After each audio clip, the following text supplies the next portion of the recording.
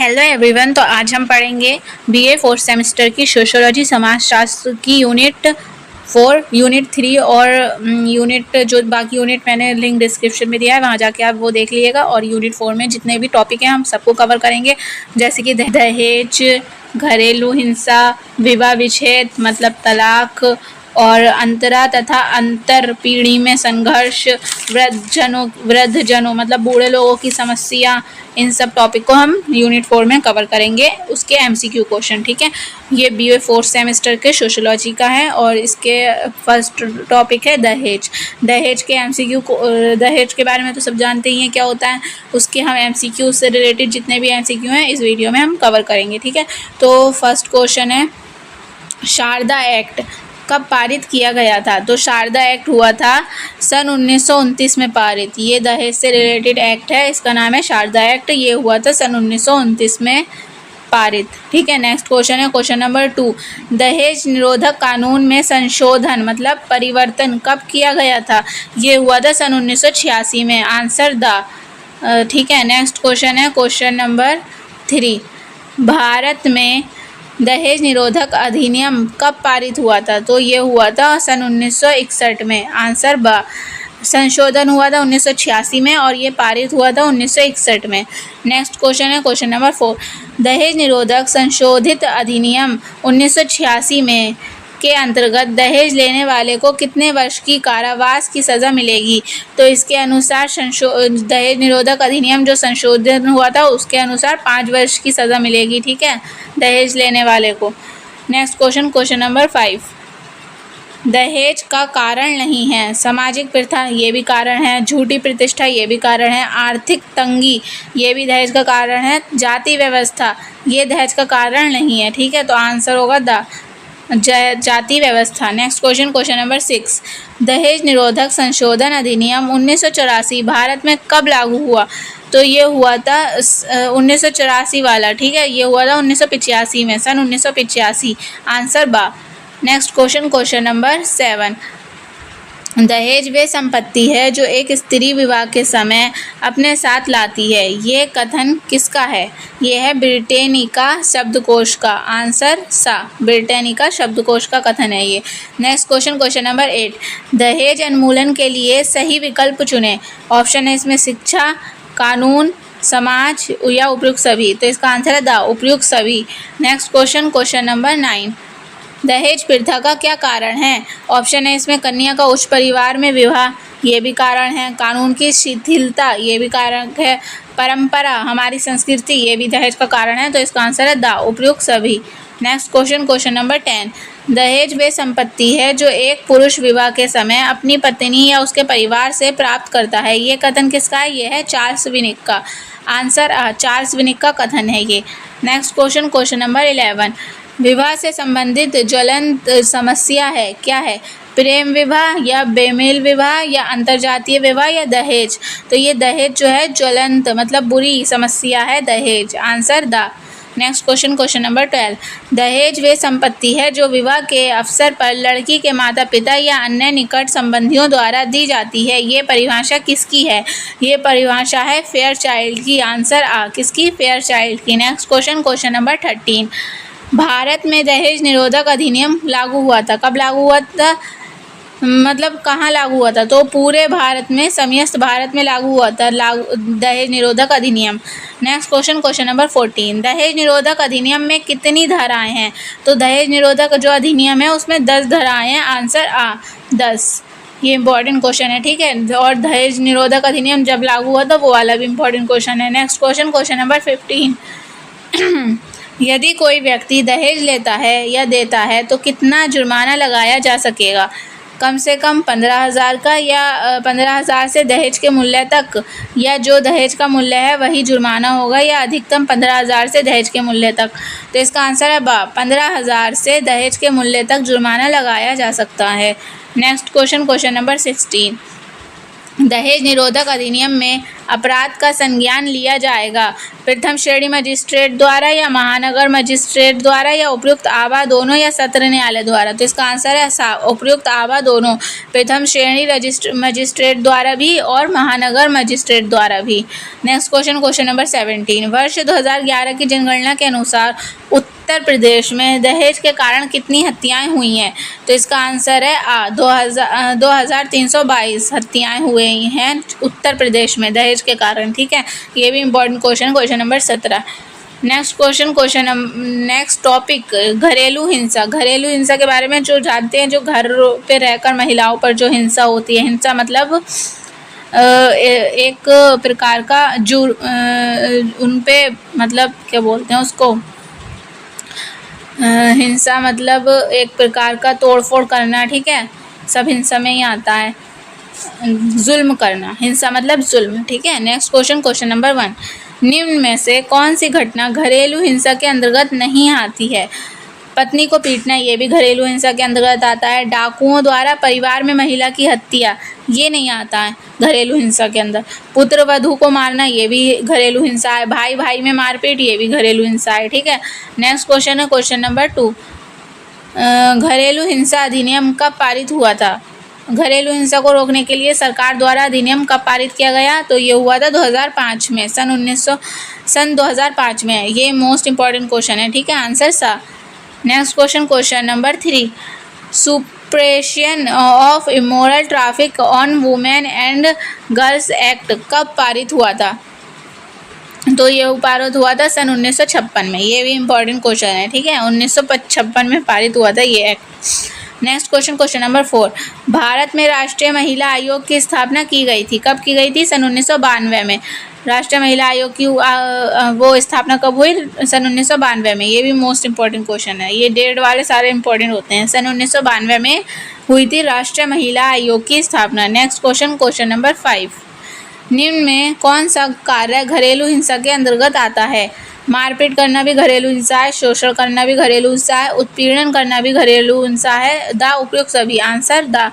Next question number 6। संयुक्त राष्ट्र संघ द्वारा निम्न में से किस वर्ष को महिला सशक्तिकरण वर्ष के रूप में घोषित किया गया था? तो सन 2001 को महिला सशक्तिकरण वर्ष कहा गया था, answer the. Next question number 7। घरेलू हिंसा का संबंध निम्न में से किस एक दशा से है? पारिवारिक तनाव से है, या पारिवारिक विखंडन से, या सामाजिक विखंडन से, या व्यक्तिगत विखंडन से? तो पारिवारिक तनाव से है घरेलू हिंसा का संबंध, आंसर आ। Next question number 8। निम्न में से कौन सा स्त्री के प्रति घरेलू हिंसा का द्योतक है?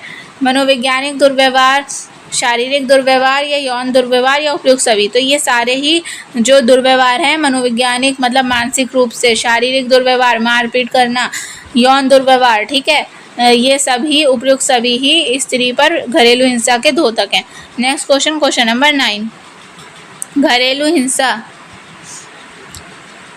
घरेलू हिंसा से महिला का संरक्षण अधिनियम 2005 समस्त भारत में कब लागू किया गया था? तो ये हुआ था समस्त भारत में 26 अक्टूबर 2006 में। ठीक है, आंसर सा। Next question number 10। संरक्षण अधिकारी की नियुक्ति किस धारा के अंतर्गत की जाती है? ऑप्शन है इसमें धारा 8 के अंतर्गत, धारा 9, या धारा 10, या धारा 11? तो इसका आंसर है धारा 8, आंसर आ, धारा 8। संरक्षण अधिकारी की नियुक्ति किस धारा के अंतर्गत की जाती है? धारा 8। नेक्स्ट क्वेश्चन है क्वेश्चन नंबर 11। भारत में महिलाओं के लिए राष्ट्रीय कमीशन कब गठित किया गया था? ऑप्शन है इसमें सन 1991 में, या सन 1992 में, या सन 1993 में, या सन 1994 में? तो इसका आंसर है सन 1992 में। नेक्स्ट क्वेश्चन है क्वेश्चन नंबर 12। भारतीय नारियों की कौन सी समस्या है? रोजगार की समस्या, दहेज की समस्या, पारिवारिक हिंसा की समस्या, या उपयुक्त सभी? तो ये सारी ही भारतीय नारियों मतलब महिलाओं की समस्या है, तो इसका आंसर आएगा द, उपयुक्त सभी। नेक्स्ट टॉपिक है विवाह विच्छेद मतलब तलाक। तो इसका फर्स्ट क्वेश्चन है संघर्षरत दंपति को न्यायिक पृथकता अधिकतम कितनी अवधि के लिए दी जाती है? तो ऑप्शन है इसमें 2 वर्ष के लिए, 5 वर्ष के लिए, या 7 वर्ष के लिए, या 15 वर्ष के लिए? तो इसका आंसर है आ, 2 वर्ष के लिए। Next question number 2। पति द्वारा तलाकशुदा मुस्लिम पत्नी को दिए जाने वाले अनुरक्षण भत्ते को क्या कहते हैं? तो उसको कहते हैं निर्वाहिका। आंसर सा। क्या कहते हैं? निर्वाहिका। नेक्स्ट क्वेश्चन, क्वेश्चन नंबर 3, मुस्लिम विवाह विच्छेद अधिनियम कब पारित हुआ था? तो मुस्लिम विवाह विच्छेद अधिनियम पारित हुआ था सन 1939 में। आंसर 1939 में। नेक्स्ट क्वेश्चन, क्वेश्चन नंबर 4, पति या पत्नी द्वारा किसी एक पक्ष को बिना तलाक दिए त्याग देने को क्या कहते हैं? तो इसको कहते हैं परित्याग। मतलब पत्नी या पति में से एक जना तलाक देता है तो इस त्याग देता है मतलब, तो उसे कहते हैं परित्याग। आंसर बा। नेक्स्ट क्वेश्चन, क्वेश्चन नंबर 5, निम्नलिखित में से कौन सा विवाह विच्छेद का कारण है? ऑप्शन है इसमें क्रूरता, ये भी कारण है, यौन दोष, ये भी कारण है, संतान न होना, ये भी कारण है। तो इसका आंसर है द उपयुक्त सभी। विवाह विच्छेद मतलब तलाक। Next question, question number 6, Hindu स्त्रियों को विवाह विच्छेद का अधिकार देने के लिए हिंदू विवाह अधिनियम कब पारित हुआ था? ये पारित हुआ था 1955 में। ठीक है, मुस्लिम विवाह अधिनियम पारित हुआ 1939 में और हिंदू विवाह अधिनियम सन 1955 में। आंसर आ। नेक्स्ट क्वेश्चन, क्वेश्चन नंबर 7, ईसाई धर्म विवाह विच्छेद की अनुमति प्रदान नहीं करता है। ये बात बिल्कुल सत्य है। ईसाई धर्म में तलाक की अनुमति नहीं है। आंसर आ। नेक्स्ट क्वेश्चन, क्वेश्चन नंबर 8, कौन सा अधिनियम तलाक की व्याख्या करता है व मान्यता देता है? तो ये हिंदू विवाह अधिनियम 1955 जो है ना, वो उसमें तलाक की व्याख्या की गई है। आंसर होगा इसका आ। Next question, question number 9, Hindu विवाह अधिनियम सन 1955 की धारा 13 के अनुसार स्त्रियों तथा पुरुषों को कानूनी तौर पर कौन सा अधिकार मिल गया है? तो ये 1955 हिंदू विवाह अधिनियम से जुड़ा हुआ ये है और धारा 13 के अनुसार तलाक का अधिकार मिला है कानूनी तौर पर। ठीक है, आंसर आ। नेक्स्ट क्वेश्चन, क्वेश्चन नंबर 10, वैवाहिक संबंधों के कानूनी रूप से टूट जाने को क्या कहते हैं? तो इसे कहते हैं विवाह विच्छेद, यानी तलाक कहते हैं कानूनी रूप से वैवाहिक संबंधों को टूट जाना। आंसर आ। Next question, question number 11, Hindu विवाह अधिनियम को किस धारा के अंतर्गत न्यायिक पृथक्करण की अनुमति प्रदान की गई है? तो धारा 10 के अंदर। आंसर धारा 10। Next question, question number 12, Hindu विवाह अधिनियम की किस धारा के अंतर्गत कुछ आधारों पर पृथक्करण की आज्ञा दी जा सकती है? तो ये भी आंसर है इसका 7, धारा 10 के अनुसार। ठीक है, पृथक्करण की आज्ञा दी जा सकती है। नेक्स्ट क्वेश्चन, क्वेश्चन नंबर 13, तलाक का दुष्प्रभाव है। ऑप्शन है इसमें अनैतिकता में वृद्धि, संवेगात्मक संगठन, पारिवारिक विखंडन या उपयुक्त सभी। तो इसका आंसर है द उपयुक्त सभी। क्वेश्चन है क्वेश्चन नंबर 14, 3 तलाक का संबंध है। ऑप्शन है इसमें तलाक इला से या तलाक हसन से या तलाक उल बिदत से या तलाक आहसन से। तो इसका आंसर है 7, तलाक उल बिदत से। 3 तलाक का संबंध है तलाक उल बिदत से। नेक्स्ट टॉपिक है अंतरा तथा अंतरपीढ़ी संघर्ष। अंतरा मतलब होता है इंटर, मतलब कोई पीढ़ी है, जैसी युवा पीढ़ी है तो युवा पीढ़ी का अपनी ही युवा पीढ़ी के अंदर जो संघर्ष होता है उसको अंतरा बोलते हैं। और जो अंतर मतलब युवा पीढ़ी का वृद्ध बूढ़ों की पीढ़ी होती है उनसे जो संघर्ष होता है, या एक अलग पीढ़ी का एक अलग पीढ़ी से जो संघर्ष मतलब जनरेशन, पीढ़ी मतलब जनरेशन का, तो उसे अंतर पीढ़ी बोलते हैं। ठीक है, अंतर पीढ़ी संघर्ष। तो इसका फर्स्ट क्वेश्चन है क्वेश्चन नंबर 1, 2 पीढ़ियों के मध्य पाया जाने वाला संघर्ष क्या कहलाता है? तो अलग अलग पीढ़ी हैं, मतलब 2 पीढ़ी हैं अलग अलग, 2 अलग अलग जनरेशन के बीच जो संघर्ष पाया जाता है उसे कहते हैं अंतर पीढ़ी संघर्ष। ठीक है, आंसर बा। नेक्स्ट क्वेश्चन है क्वेश्चन नंबर 2, अंतर पीढ़ी संघर्ष का प्रमुख कारण क्या है? तो इसका कारण है आयु में अंतर। आयु में अंतर होता है, अलग अलग जनरेशन होती हैं तो उसमें अंतर पीढ़ी संघर्ष पाया जाता है। तो आंसर इसका दा होगा, आयु में अंतर। नेक्स्ट क्वेश्चन है क्वेश्चन नंबर 3, अंतर पीढ़ी संघर्ष की समस्या का संबंध निम्न में से किससे है? ऑप्शन है इसमें समूह से या समाज से या परिवार से या व्यक्ति से। तो अंतर पीढ़ी जो होता है उसमें परिवार में अलग अलग एज के लोग होते हैं तो उनके बीच जो संघर्ष होता है वो अंतर पीढ़ी का संघर्ष होता है और ये परिवार में ही ज्यादा पाया जाता है। तो इसका आंसर है सा। नेक्स्ट क्वेश्चन क्वेश्चन नंबर 4, एक ही पीढ़ी के लोगों के बीच होने वाले संघर्ष को क्या कहते हैं? उसे कहते हैं अंता या अंतरा, अंता पीढ़ी संघर्ष कहते हैं उसे। ठीक है, आंसर आ। और अंतर पीढ़ी होता है जो एक अलग अलग जनरेशन के बीच होता है संघर्ष। ठीक है, नेक्स्ट क्वेश्चन क्वेश्चन नंबर 5, एक ही पीढ़ी के लोगों में पाए जाने वाले संघर्ष को क्या कहते हैं? इसको कहते हैं अंतरापीढ़ी संघर्ष और अंतापीढ़ी संघर्ष। बात एक ही है, ठीक है, लिखा हुआ अलग अलग है बस। आंसर आ। नेक्स्ट क्वेश्चन है क्वेश्चन नंबर 6। अंतरपीढ़ी संघर्ष व्यवहार के किन तरीकों के प्रति विरोध का सूचक है? तो अंतरपीढ़ी मतलब एक दूसरी उम्र के लोगों से जो संघर्ष होता है, तो उसमें आधुनिक विरोध करते हैं, आधुनिकता का, क्योंकि जो वृद्ध लोग होते हैं, बूढ़े लोग होते हैं, वो आधुनिकता मतलब नए समाज का विरोध करते हैं, ठीक है, कि आधुनिकता का विरोध पाया जाता है, ठीक है। आंसर बा होगा इसका, अंतरपीढ़ी संघर्ष में। Next question, question number 7। अंतरपीढ़ी संघर्ष की विशेषता है सार्वभौमिकता। अंतरपीढ़ी सार्वभौमिकता मतलब है सब जगह पाया जाता है ये संघर्ष, ठीक है। सार्वभौमिकता का मतलब ये होता है कि सब जगह। तो अंतरपीढ़ी संघर्ष जो है ना, हर जगह, हर समाज में पाया जाता है, जो चाहे वो इंडिया का समाज हो, चाहे कहीं फॉरेन कंट्री का समाज हो, सारे समाज में अंतरपीढ़ी संघर्ष पाया जाता है, मतलब दो अलग अलग पीढ़ियों में संघर्ष पाया जाता है। आंसर होगा इसका आ। Next question, question number 8। जब एक ही पीढ़ी के लोगों के बीच संघर्ष होता है तो उसे कहते हैं, ये क्वेश्चन आंतरिक पीढ़ी संघर्ष भी बोलते हैं। घरेलू आंसर नहीं है। अंतर मतलब दो अलग अलग पीढ़ियों के बीच संघर्ष, ये भी नहीं है। और इनमें से वो आंतरिक पीढ़ी संघर्ष बोलते हैं, ठीक है, जब एक ही पीढ़ी के लोगों के बीच संघर्ष होता है। पीढ़ी मतलब क्या होता है? जनरेशन, ठीक है। आंसर सा। नेक्स्ट क्वेश्चन है क्वेश्चन नंबर 9। अंतरपीढ़ी संघर्ष में निम्न में से किस एक तत्व का अभाव पाया जाता है? किस संघर्ष में? अंतरपीढ़ी मतलब दो अलग अलग एज के लोगों में।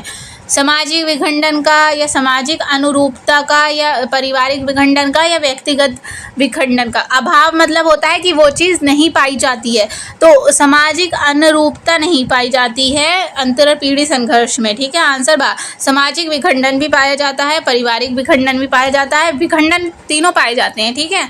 विखंडन मतलब टूटना।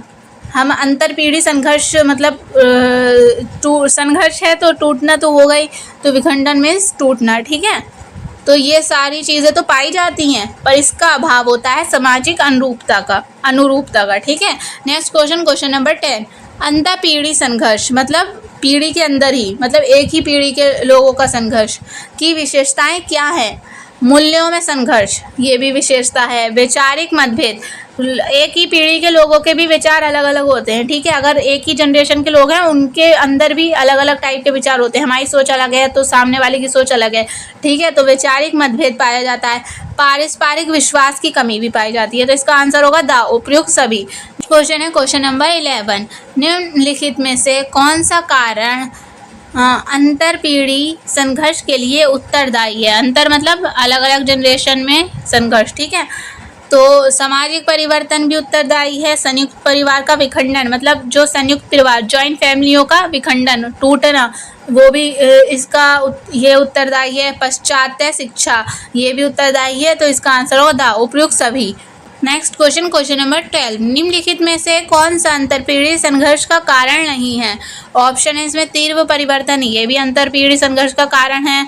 दोषपूर्ण समाजीकरण, ये भी अंतरपीढ़ी संघर्ष का कारण है। शिक्षा में अंतराल, ये भी मतलब इसका कारण है। पारिवारिक संगठन मतलब एकता, ठीक है, ये कारण नहीं है, ये अंतरपीढ़ी संघर्ष का कारण नहीं है, ठीक है।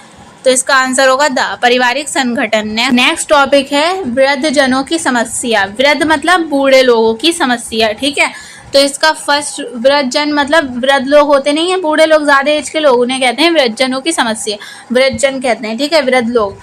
तो इसका फर्स्ट क्वेश्चन है संयुक्त राष्ट्र संघ ने किस वर्ष को वृद्ध लोगों का अंतर्राष्ट्रीय वर्ष घोषित किया है? मोस्ट इंपॉर्टेंट क्वेश्चन है इस टॉपिक का, ठीक है। तो इसका आंसर है सन 1999 में। आंसर बा 1999 में संयुक्त राष्ट्र संघ ने वृद्ध लोगों का अंतर्राष्ट्रीय वर्ष घोषित किया है सन 1999 को। नेक्स्ट क्वेश्चन है क्वेश्चन नंबर 2। जरा विज्ञान निम्न में से किससे संबंधित है? तो वृद्धों से, बूढ़े लोगों से संबंधित है जरा विज्ञान, ठीक है। Next question, question number 3। Bharat में वृद्ध किस व्यक्ति को कहा जाता है? जिसकी भारत में 60 वर्ष से अधिक आयु वाले लोगों को क्या कहा जाता है? बूढ़े लोग कहा जाता है, वृद्ध कहा जाता है, ठीक है। आंसर आ। वृद्ध उन्हीं को माना जाता है जो 60 वर्ष से अधिक आयु वाले लोग होते हैं, ठीक है। भारत में, भारत के अनुसार, अलग अलग देश के अनुसार अलग अलग एज के हिसाब से होता होगा। Next question, question number 4, Bharat में वरिष्ठ नागरिक सीनियर सिटीजन किस व्यक्ति को कहा जाता है? तो 60 वर्ष से अधिक आयु वाले लोगों को ही कहा जाता है वरिष्ठ नागरिक, ठीक है, वृद्ध नागरिक। आंसर आ। नेक्स्ट क्वेश्चन, क्वेश्चन नंबर 5, वृद्धों की देखरेख का उत्तरदायित्व किसका माना जाता है? केवल परिवार का या केवल राज्य का या परिवार एवं राज्य दोनों का या समाज का? तो इसका आंसर है सा। परिवार को भी बूढ़े लोगों को देखना चाहिए और राज्य को भी देखना चाहिए, उन्हें पेंशन वगैरह की सुविधा देना चाहिए। नेक्स्ट क्वेश्चन है क्वेश्चन नंबर 6, निम्न में से कौन सी समस्या वृद्धों की नहीं है? अकेलापन, ये भी वृद्धों की समस्या है। परिवार में उपेक्षा, ये भी वृद्धों की समस्या है। स्वास्थ्य का निम्न स्तर, ये भी वृद्धों की समस्या है, ठीक है। उच्च आर्थिक स्थिति, ये वृद्धों की समस्या नहीं है। उच्च आर्थिक स्थिति तो किसी की भी समस्या हो ही नहीं सकती है, ठीक है। तो उच्च आर्थिक स्थिति मतलब अच्छा, हमारा जो हमारा इकोनॉमिक्स के हिसाब से हम अच्छे हों, पैसा वैसा हमारे ठीक ठाक है, उच्च आर्थिक स्थिति उसी को बोलते हैं, ठीक है। आंसर दा, ये वृद्धों की नहीं है, पूछा है ना, समस्या नहीं है ये तो किसी की समस्या हो ही नहीं सकती है। नेक्स्ट क्वेश्चन, क्वेश्चन नंबर 7, निम्नलिखित में से कौन सी समस्या वृद्धों से संबंधित है?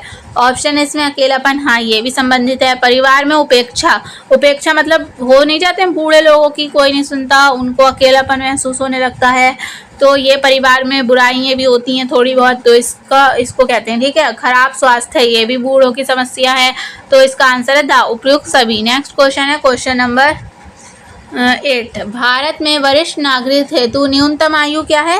60 वर्ष से अधिक। आंसर आ, वरिष्ठ मतलब बूढ़े नागरिक, ठीक है। आंसर आ, 60 वर्ष से अधिक। Next question, question number 9, Bharat में वृद्धों के लिए राष्ट्रीय नीति की घोषणा कब की गई थी? तो ये हुई थी सन 1999 में। कब? सन 1999 में। आंसर बा। नेक्स्ट क्वेश्चन, क्वेश्चन नंबर 10, संयुक्त राष्ट्र संघ ने किस वर्ष सर्वप्रथम बुजुर्गों की समस्याओं के निदान के प्रति एक घोषणा पत्र तैयार किया था? सर्वप्रथम पूछा है, तो सन 1948 में हुआ था ये। आंसर बा, मतलब आज़ादी के 1 साल बाद ही, ठीक है। सर्वप्रथम बुजुर्गों की समस्याओं के निदान के लिए घोषणा पत्र सन 1948 में हुआ था सबसे पहले। नेक्स्ट क्वेश्चन, क्वेश्चन नंबर 11, अंतर्राष्ट्रीय वृद्ध दिवस कब मनाया जाता है? मोस्ट इंपॉर्टेंट क्वेश्चन इस टॉपिक का। अंतर्राष्ट्रीय वृद्ध दिवस मनाया जाता है 1 अक्टूबर को। कब? गांधी जी के जन्मदिन से 1 दिन पहले। कब? 1 अक्टूबर को। Answer the. Next question, question number 12, वर्ष 2011 की जनगणना के अनुसार भारत की कुल जनसंख्या में वृद्धों का कितना प्रतिशत था? तो जब जो 2011 की जनगणना हुई थी तो 8.2% भारत की कुल जनसंख्या का 8.2% वृद्ध लोगों की जनसंख्या थी। आंसर होगा इसका बा, कितना? 8.2। नेक्स्ट क्वेश्चन, क्वेश्चन नंबर 13, स्वपोषित वरिष्ठ वृद्धावस्था पेंशन बीमा योजना कब प्रारंभ हुई थी? तो ये हुई थी सन 2003 में। आंसर सन वर्ष 2003 में। Next question, question number 14, Bharat में वरिष्ठ नागरिकों को कौन सी सुविधा प्रदान की जा रही है? तो रेल यात्रा किराए में रियायत मतलब कमी, थोड़ा कम पैसे लिए जाते हैं बुजुर्गों से, और अधिक ब्याज दिया जाता है अगर उनका दे रखा है उन्होंने पैसा बैंक में। आयकर में छूट मिलती है, आयकर में मतलब टैक्स में छूट मिलती है। तो इसका आंसर है द उपयुक्त सभी। ये सभी ही सुविधा दी जा रही हैं सरकार की तरफ से वरिष्ठ नागरिकों को। नेक्स्ट क्वेश्चन, क्वेश्चन नंबर 15, वर्ष 2001 की जनगणना के अनुसार भारत की कुल जनसंख्या में वृद्धों का कितना प्रतिशत था? वो 2011 की जनगणना के अनुसार 2% था, और यह है वर्ष 2001 की जनगणना के अनुसार। जब 1 की जनगणना हुई थी तो 7.5% था, ठीक है। 7.5% कुल जनसंख्या का भारत की 7.5% वृद्ध लोग थे, ठीक है, बूढ़े लोग। नेक्स्ट क्वेश्चन, क्वेश्चन नंबर 16, वर्ष 2011 की जनगणना के अनुसार भारत की कुल जनसंख्या में वृद्धों का कितना प्रतिशत था? ये क्वेश्चन रिपीट हुआ है, तो इसका आंसर होगा by 8.2%। Next question, question number 17, बुजुर्गों के साथ दुर्व्यवहार में कौन सा सम्मिलित है? ऑप्शन है इसमें तिरस्कार, हाँ ये भी सम्मिलित है। यौन शोषण, ये भी सम्मिलित है। मनोवैज्ञानिक दुर्व्यवहार, ये भी सम्मिलित है। तो इसका आंसर है द उपयुक्त सभी। Next question, question number 18 Bharat में वृद्धों की आवश्यकता है। वित्तीय सुरक्षा, ये भी वृद्धों की बूढ़ों की आवश्यकता है कि उन्हें वित्तीय सुरक्षा दी जाए, स्वास्थ्य सुरक्षा दी जाए, भावनात्मक सुरक्षा दी जाए। तो इसका आंसर है द उपयुक्त सभी, ये सभी ही बूढ़ों के लिए, वृद्धों के लिए आवश्यक हैं। Next question, question number 19 Bharat में राष्ट्रीय वृद्ध वर्ष के रूप में मनाया गया है। तो भारत में राष्ट्रीय वृद्ध वर्ष मनाया गया है 2000 को। आंसर 2000। जो अंतर्राष्ट्रीय वृद्ध वर्ष है वो 1999 है, और जो राष्ट्र है मतलब हमारे भारत का वृद्ध वर्ष है वो है 2000। ठीक है। नेक्स्ट क्वेश्चन, क्वेश्चन नंबर 20 राष्ट्रीय वृद्ध जन परिषद की स्थापना की गई है सन 1978 में, सन 1998 में, या सन 1999 में, सन 2001 में, सॉरी 2000 में। तो इसका आंसर है सन 1999, 1999 में राष्ट्रीय वृद्ध जन परिषद की स्थापना की गई है। यहाँ पर अब आपके सारे टॉपिक्स जो हैं यूनिट 4 के वो कंप्लीट होते हैं। इसके मतलब बाकी यूनिट्स का लिंक डिस्क्रिप्शन में, आपको पूरी प्लेलिस्ट मिल जाएगी। आपको किसी भी मतलब सिलेबस की प्लेलिस्ट चाहिए हो ना, तो आप प्लेलिस्ट वाले ऑप्शन में जाना, चैनल पे जाके, वहाँ आपको पूरा अच्छे से समझ में आ जाएगा वहाँ पर। ठीक है, कौन सी प्लेलिस्ट कौन से सेमेस्टर की है, तो वहाँ से आप देख लेना। और इसकी प्लेलिस्ट का लिंक भी डिस्क्रिप्शन में दिया है। सारे यूनिट्स करवाए हैं ऐसे ही मैंने टॉपिक वाइज समझाते, तो आप उसको जरूर देख लेना। और इसके PDF का लिंक आपको डिस्क्रिप्शन में मिल जाएगा, तो वहाँ जाके आप देख लिएगा PDF, अच्छे से पढ़ लिएगा इन क्वेश्चन को 1-2 बार, और तो आपको लर्न हो जाएगा। ठीक है, बाकी मैंने हिंट तो दी हैं डेट्स वगैरह में।